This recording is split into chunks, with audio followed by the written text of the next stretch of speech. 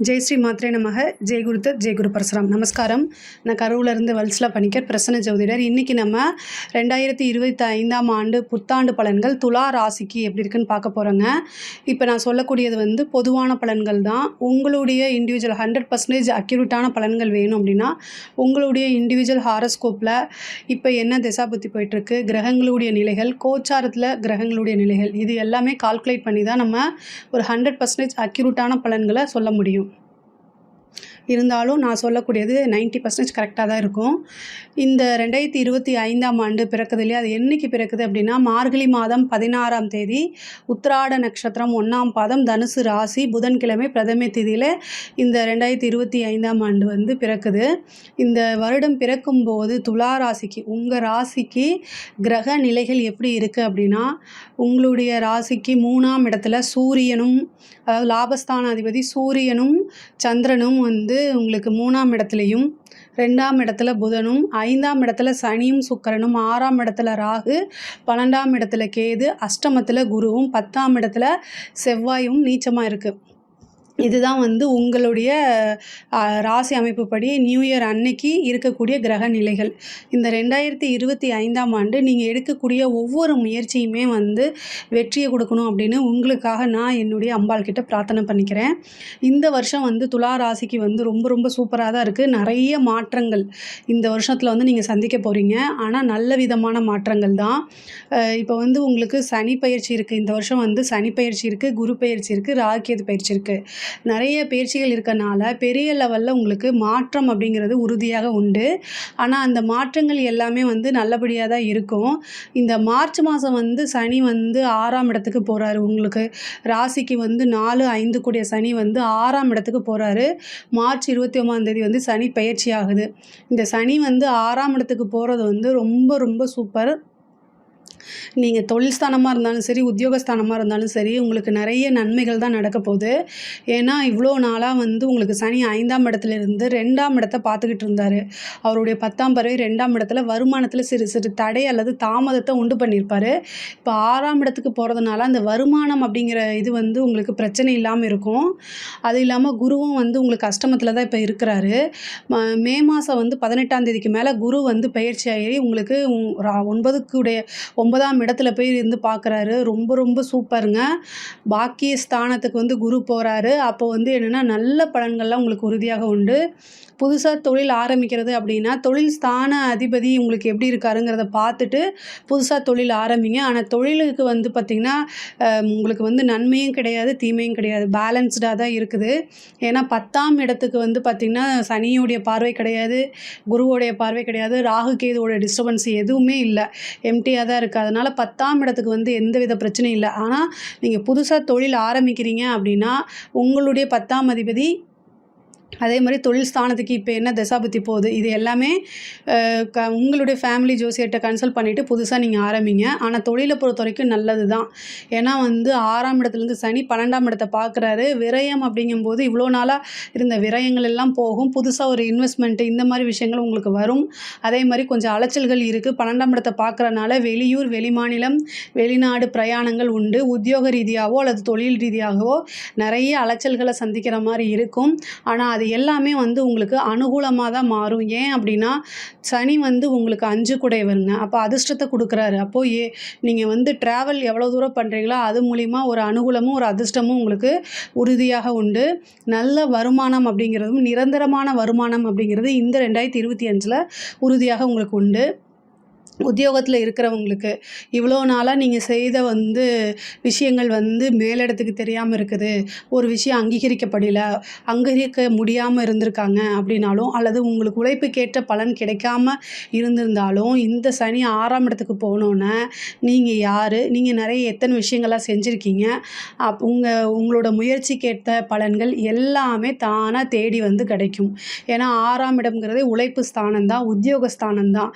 சனி எந்த எந்த ராசிக்கு எந்த ஸ்தானத்துக்கு போகிறாரோ அந்த இடத்த வந்து விருத்தி பண்ணி விடுவார். அவருடைய பார்வைகள் தான் வந்து கஷ்டம். ஆனால் 6ஆம் இடத்துலேருந்து அஷ்டமஸ்தானத்தை தான் பார்க்குறாரு. அப்போ வந்து உங்களுக்கு கண்டம் சொல்லக்கூடிய அமைப்புகள்லாம் கிடையவே கிடையாது.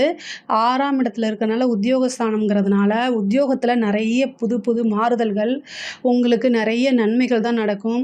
ப்ரொமோஷன் கிடைக்கும், சேலரி இன்க்ரிமெண்ட் கிடைக்கும், நல்ல பிளேஸ்மெண்ட் இந்த மாதிரி விஷயங்கள்லாம் உங்களுக்கு கிடைக்கும். படித்து முடித்தோன்னே வேலை கிடைக்கிறவங்க, வேலைக்காக வெயிட் பண்ணிகிட்டு இருக்கவங்களுக்கு வேலை கிடைக்கும். இவ்வளோ நாளாக ஒரு கம்பெனி, பெரிய கம்பெனியில் வேலை பார்த்தா நல்லாயிருக்கும்னு நீங்கள் நினச்சிட்டு இருந்திருப்பீங்க. அந்த ஆப்பர்ச்சுனிட்டி இப்போ தானாக தேடி வரும். கப்புன்னு பிடிச்சி அங்கே போய் சீட்டில் போய் உட்காந்துருங்க. துலா ராசிக்கு சனி பயிற்சி, குரு பயிற்சியெல்லாம் ரொம்ப சூப்பராக இருக்குது. அதே மாதிரி மே மாதத்துக்கு அப்புறம் வந்து 14ஆம் தேதி, மே 14ஆம் தேதி வந்து ராகு வந்து உங்களுக்கு 5ஆம் இடத்துலையும், கேது 11லேயும் வருது. நல்ல லாபம் ஈட்டக்கூடிய அமைப்புகள், தொழில் மூலிமா நல்ல லாபம், உத்தியோகம் மூலிமா லாபம், வருமானம், ப்ரமோஷன் இதெல்லாம் கிடைக்கும். திடீர்னு ஒரு அதிர்ஷ்டங்க உங்களுக்கு உத்தியோக ரீதியாவாக இருந்தாலும் சரி, தொழில் ரீதியாவாக இருந்தாலும் சரி, திடீர்னு ஒரு அதிர்ஷ்டம் உங்களுக்கு கிடைக்கும்.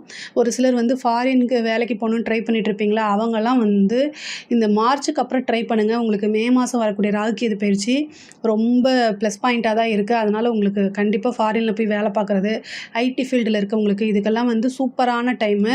கரெக்டாக இதை யூட்டிலைஸ் பண்ணிக்கோங்க. திருமண பிரார்த்தத்தை பொறுத்த வரைக்கும் களத்திர ஸ்தானத்துக்கு வந்து பார்த்திங்கன்னா இவ்வளோ நாளாக சனியுடைய பார்வை உங்களுக்கு வந்து உங்களுடைய ராசிக்கு 5ஆம் இடத்துல இருந்து சனியுடைய பார்வை இருந்துச்சு. அதனால் உங்களுக்கு ஏதோ ஒரு தடை தாமதம் இந்த மாதிரி விஷயங்கள்லாம் இருந்திருக்கும். பட் ஆனால் இப்போ வந்து 6ஆம் இடத்துக்கு போகிறதுனால உங்களுக்கு பெருசாக வந்து அந்த தடை தாமதம் எல்லாம் இல்லை. அதே மாதிரி குருவோடைய அனுகிரகம் இருக்குது, பாகிஸ்தானமும் இருக்கனால உங்களுக்கு வந்து களத்திர திருமணம்ங்கிறது வந்து விரைவாக நடக்கும். திருமணத்தில் இருந்த தடை தாமதம்லாம் நீங்கும். திருமண பிராப்தம் இந்த வருஷம் வந்து உறுதியாக உண்டு. முக்கியமாக வந்து உங்களுக்கு புத்திர பாக்கியம் உண்டுங்க. யாராவது ரொம்ப நாளாக வந்து சில விஷயங்கள் வந்து ட்ரை பண்ணிகிட்டு இருந்திருப்பீங்க, கல்யாணம் ஆகி குழந்தை இல்லாமல் இருக்கும், டெஸ்ட் எடுத்து பார்த்துருப்பீங்க. அப்போ வந்து உங்களுக்கு அந்த ரிசல்ட்டில் வந்து நார்மல் வந்துடும். ஆனால் என்ன ரீசன்னே தெரியாமல் இருந்திருக்கும். அவங்கெல்லாம் வந்து சரி ஓகே வெயிட் பண்ணி பார்த்துட்டு டெஸ்ட் டியூப் பேபி ஐவிஎஃப்க்கு ட்ரை பண்ணிகிட்டு இருந்திருப்பீங்க. ஆனால் அதுவும் சம்டைம் ஃபெயிலியர் ஆகிருக்கும்.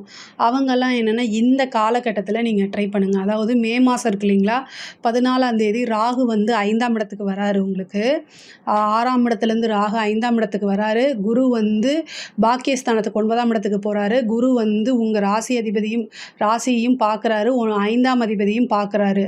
அப்போ 5ஆம் இடத்தையும் பார்க்குறாரு. அப்போ வந்து என்னன்னா 100க்கு 200% வந்து நீங்கள் வந்து ஐவிஎஃப் ட்ரை பண்ணுறது சக்ஸஸ் ஆகும். டெஸ்ட் டியூப் பேபி ஐவிஎஃப்லாம் போகிறீங்க இல்லையா, அதெல்லாமே வந்து 100க்கு 200% சக்ஸஸ் ஆகும். இந்த டைம் நான் சொல்லக்கூடிய டைமில் வந்து நீங்கள் ட்ரை பண்ணுங்கள். அதுக்கு முன்னாடி குலதெய்வ வழிபாடு, புற்று வழிபாடு பண்ணணும். புற்று வழிபாடு வந்து பார்த்திங்கன்னா பாம்பு போயிட்டு வரக்கூடிய அதில், ஆனால் ரொம்ப ஜாக்கிரதையாக இருக்கணும். அந்த இடத்துல போய்ட்டு புற்றை வழிபாடு பண்ணிவிட்டு அங்கே இருக்கக்கூடிய புற்று மண்ணை எடுத்து நீங்கள் நெத்தியில் வச்சுட்டு, நான் இந்த மாதிரி ட்ரை பண்ணுறேன்னு சொல்லிட்டு, ஆண் குழந்தையாக இருந்தால் உங்களோட பேரை வைக்கிறேன். அதாவது ஆண் குழந்தையாக இருந்தால் நாகராஜா, பெண் குழந்தையாக இருந்தால் நாகராணி, இந்த மாதிரி ஏதாவது ஒரு விஷயங்களை வேண்டிட்டு வாங்க. அதுக்கப்புறம் நீங்கள் என்ன பேர் வேணால் வச்சுக்கலாம்.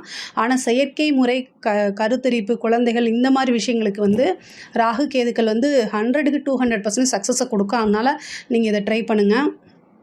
காதல் சம்மந்தப்பட்ட விஷயங்கள்லாம் வந்து கைகூடும்.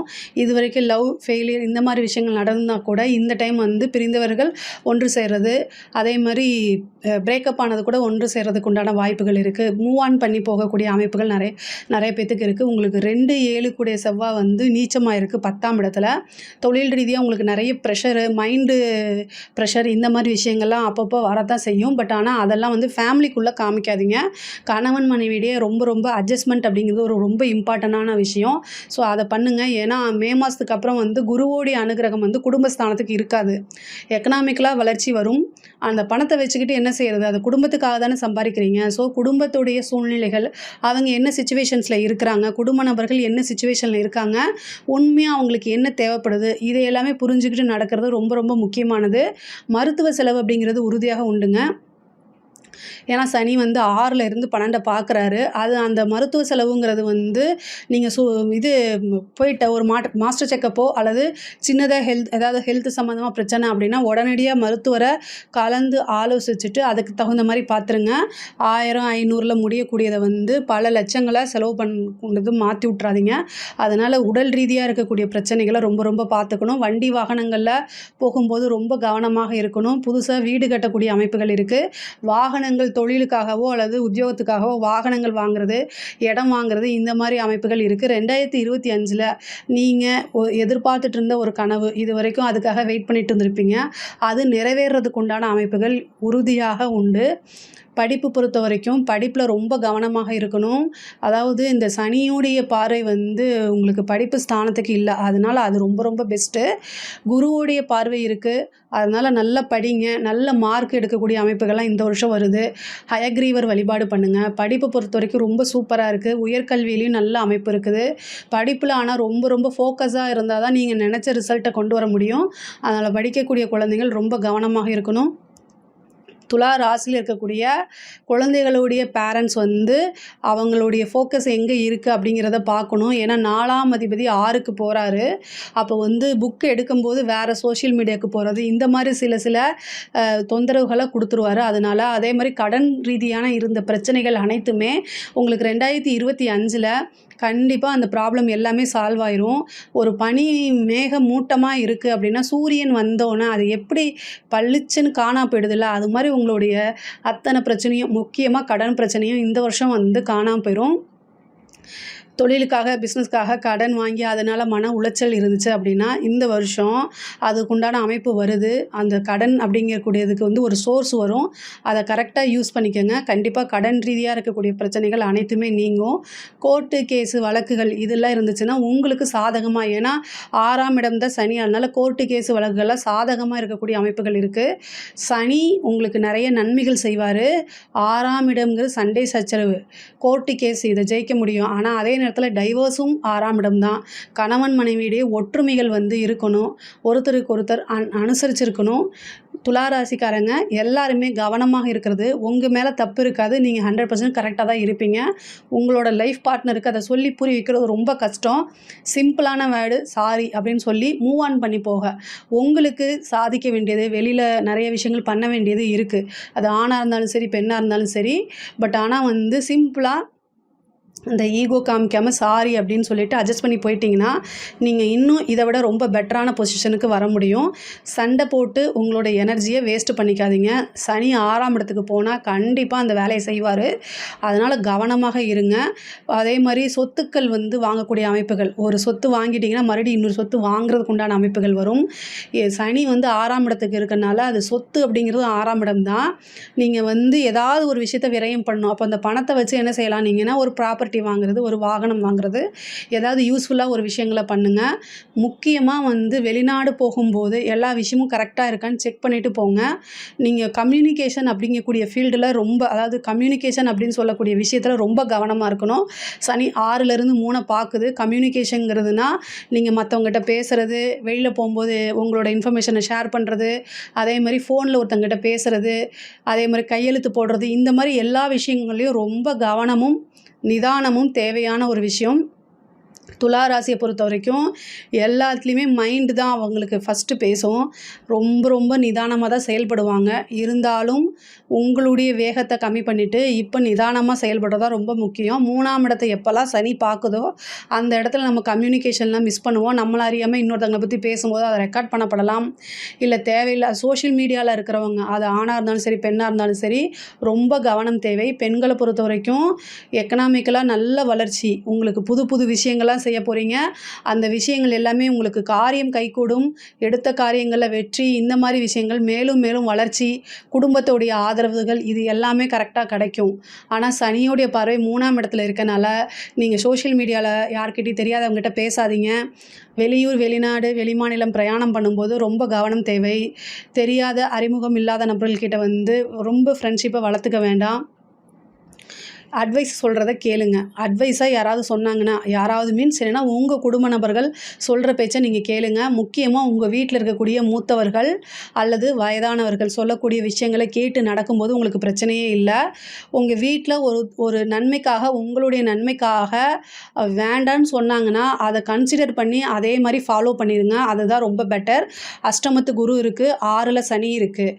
மே மாதம் வரைக்கும் ரொம்ப நிதானமாக பெண்கள் வந்து கையாளணும். அதுக்கப்புறம் பிரச்சனை இல்லை. குருவோட குருவோட அனுகிரகம் வந்துடும். அப்போ உங்களுக்கே ஆட்டோமேட்டிக்காகவே புரிஞ்சிடும். அரசியல்வாதிகளுக்கு வந்து இது ரொம்ப ரொம்ப சூப்பரான வருஷம். பெரிய ஆதரவுகள் கிடைக்கும். உங்களுக்கு நல்ல நல்ல பதவிகள் தானாக தேடி வரும். அதாவது நீங்கள் எதிர்பார்த்துருக்கவே மாட்டீங்க. ஒரு பெரிய பதவி வரும். ஒரு எலெக்ஷனில் ஜெயிக்கிறது, இந்த மாதிரி ஒரு கட்சிக்குள்ளேயே பெரிய போஸ்டிங்கில் போகிறது, இந்த மாதிரி நிகழ்வுகள்லாம் நடக்கும். அரசாங்கத்துறையில் இருக்கவங்களுக்கு ரொம்ப அமோகமான டைமு. நீங்கள் வந்து என்ன கையெழுத்து போடக்கூடிய விஷயங்கள், உங்களுக்கு ரிட்டனாக ஆர்டர் வர்றது, இந்த மாதிரி விஷயங்களில் கவனமாக இருந்துட்டாலே போதும். பெரிய பெரிய நன்மைகள், பெரிய மனிதர்களோட பழக்கங்கள், சுப்பீரியர் வந்து பாராட்டுவாங்க. உயர் அதிகாரிகள் கிட்ட இருந்து சலுகைகள் கிடைக்கும். அவங்களுடைய ஆதரவு கிடைக்கும்போது அடுத்தடுத்து ப்ரொமோஷன் கிடைக்கும். பெரிய கான்ட்ராக்ட் மாதிரி கிடைக்கும். நிறைய விஷயங்கள் உங்களுக்கு அரசாங்கத்தில் இருக்கக்கூடிய அதிகாரிகள் இது ரொம்ப சூப்பரான வருஷம். கலைத்துறை சம்மந்தப்பட்டவங்களுக்கு இது நல்ல வளர்ச்சி. இவ்வளோ நாளாக வந்து உங்களுக்கு நீங்கள் யாருன்னே தெரியலனா கூட இந்த வருஷம் வந்து நீங்கள் செய்யக்கூடிய செயல், போடக்கூடிய முயற்சிகள் எல்லாமே உங்களை பிரபலியப்படுத்தும். மிகப்பெரிய பிரபலியமாகறதுக்கு வாய்ப்புகள் இருக்குது. ஆல்ரெடி வந்து நீங்கள் செஞ்ச விஷயங்களுக்கெல்லாம் வந்து பாராட்டுகள் கிடைக்கும், அவார்டு கிடைக்கும், பெரிய பெரிய அங்கீகாரங்கள்லாம் கிடைக்கும். மக்களுடைய ஆதரவுகள் வந்து பெரிய லெவலில் சப்போர்ட்டு, இது மாதிரி விஷயங்கள் கலைத்துறையை பொறுத்த வரைக்கும் உயர்வான விஷயங்கள் தான் நடக்கும். பெரிய பெரிய விஷயங்கள்லாம் உங்களுக்கு நடக்கும். பாக்கியம் நீங்கள் எதை நினைக்கிறீங்களோ அத்தனை விஷயமும் உங்களுக்கு கிடைக்கும். 9ல் குரு வரக்கூடிய காலகட்டம். நீங்கள் போடக்கூடிய சின்ன விஷயங்கள் நிறைய எக்ஸ்போஸ் பண்ணுங்கள். அது எல்லாமே உங்களுக்கு பெரிய லெவலில் சக்ஸஸை கொடுத்துரும். துலா ராசியை பொறுத்த வரைக்கும் எல்லாமே பொதுவாகவே கிரக சூழ்நிலைகள் எல்லாமே நல்லா இருக்குது.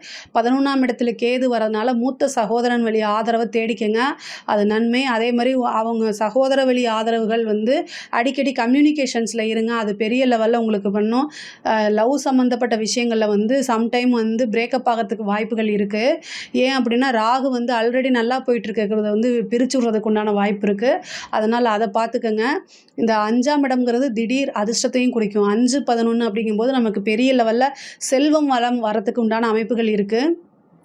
ராகு கேது ரொம்ப அருமையான நிலையில் இருக்குங்க. நீங்கள் வந்து முன்னேறணும் அப்படின்னு நினச்சிங்க அப்படின்னா இந்த ராகு கேதுக்கு அப்புறம் ஏதாவது ஒரு விஷயத்த கண்டிப்பாக நீங்கள் செய்யுங்க. நீங்கள் செய்யக்கூடிய விஷயம் வந்து கண்டிப்பாக வந்து வெற்றியில் தான் முடியும். அந்த வெற்றிங்கிறது சாதாரண வெற்றியாக இருக்காது, பெரிய லெவலில் இருக்கும். ஏதாவது நம்ம உழைக்கணும், நம்ம காசு பணம் சம்பாதிக்கணும் அப்படின்னா இந்த 2025 போடுற எஃபர்ட்டு தான் வந்து உங்களோட லைஃப் செட்டில்மெண்ட்டுன்னு வச்சுக்கோங்களேன். அந்த லெவலுக்கு வந்து கிரகங்களுடைய சூழ்நிலை வந்து ரொம்ப சூப்பராக இருக்குது. நீங்கள் நினச்சிட்டு இருக்கக்கூடிய கனவுகள் அனைத்துமே நிறைவேறக்கூடிய ஆண்டாக தான் துலா ராசியான உங்களுக்கு இது இருக்குது. கண்டிப்பாக வந்து பெரிய லெவலில் சக்ஸஸ் உறுதியாக உண்டு. ஆனால் நீங்களும் கடுமையாக முயற்சிகளை பண்ணணும். 6ஆம் இடம்ங்கிறது வந்து கோர்ட்டு கேஸ் மட்டும் கிடையாது, உழைப்பும் 6ஆம் இடம் தான். ஸோ நீங்கள் எவ்வளோக்கு எவ்வளோ உழைக்கிறீங்களோ அத்தனை அளவுக்கு அள்ளி கொடுத்துருவாரு. சனியும் கொடுத்துருவாரு. குருவோடைய பார்வையும் இருக்குது. சனியும் 3ஆம் இடத்தை பார்க்குறாரு, குருவும் 3ஆம் இடத்தை பார்க்குறாரு. இந்த 3ஆம் இடம்ங்கிறத முயற்சி. நீங்கள் எந்தளவுக்கு முயற்சி போடுறீங்களோ உங்களோட முயற்சிக்கு ஏற்ற பலன் உறுதியாக உண்டு. பாக்கியத்தில் இருக்கக்கூடிய குரு வந்து குபேரனுக்கு ஒப்பான நிதிநிலையை கொடுக்கக்கூடியது. அதனால் நீங்கள் என்ன செய்யணும் அப்படிங்கிறத பிளான் போட்டு எழுதி வச்சுக்கோங்க. உறுதியாக உண்டு. ஏன்னா இந்த வருஷம் பிறக்கும் போதே வந்து பாக்கியாதிபதி புதன் வந்து உங்களுக்கு 2ஆம் இடத்துல தான் இருக்கார். என்ன இண்டிகேட் பண்ணுறாரு? நல்ல வருமானம் வரும் அப்படிங்கிறத இண்டிகேட் பண்ணுறாரு. அதனால் துலா ராசியை பொறுத்த வரைக்கும் இந்த 2025ங்கிறது ரொம்ப சூப்பரான வருஷமாக இருக்குது. இதில் ஏதாவது சந்தேகங்கள் இருக்குது அப்படின்னா கமெண்ட்ஸில் கேளுங்க, நான் கண்டிப்பாக ஆன்சர் பண்ணுறேன். நம்மளுடைய சேனலை லைக் பண்ணுங்கள், ஷேர் பண்ணுங்கள், சப்ஸ்கிரைப் பண்ணுங்கள். நன்றி, வணக்கம்.